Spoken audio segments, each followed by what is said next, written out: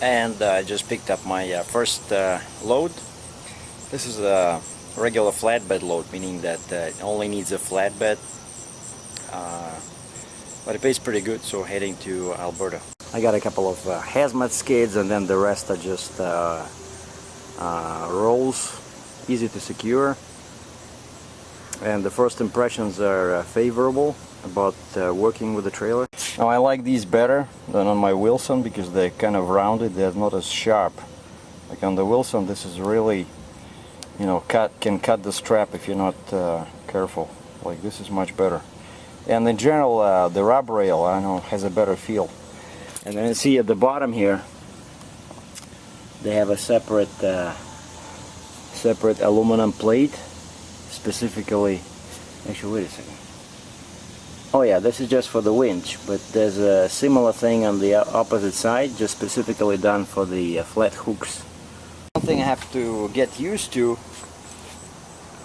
and that is good and bad at the same time, is the low height of the trailer.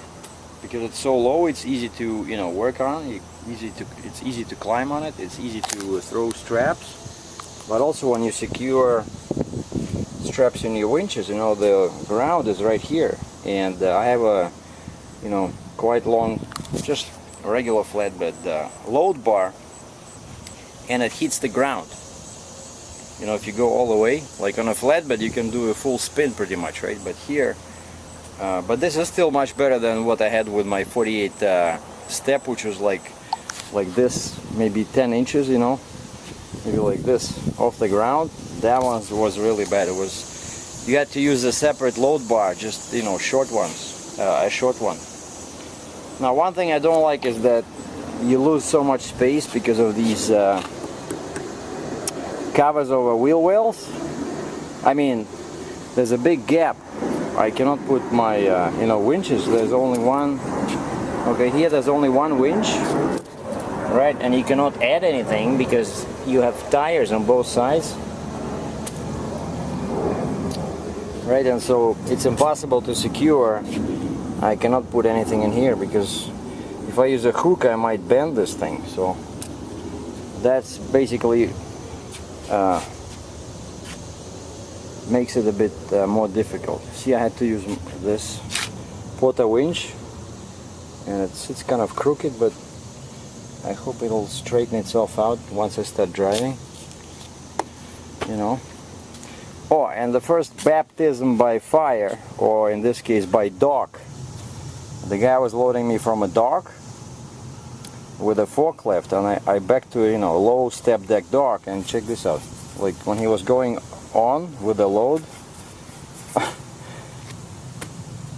I don't know, I didn't see this before on a flatbed, because I think, you know, this is lower, right? So the plate was sitting at an angle, and that's the corner was just rubbing against the aluminum each time this guy was driving over. So, but that's just kind of thing that's inevitable, you know.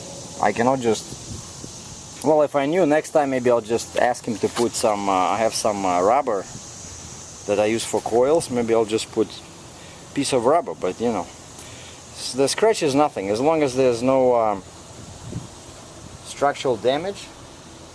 Oh, and one thing I noticed, the difference between the Wilson trailer, like the rear bumper is much stronger. It's like, you know, real steel, so nothing is gonna break here when they load me from the dock. If you remember on the Wilson, I had a rub rail here because it's all aluminum in the back. My rub rail here cracked when I was loading a 40,000 pound dozer. Like here it's much better, but check this out.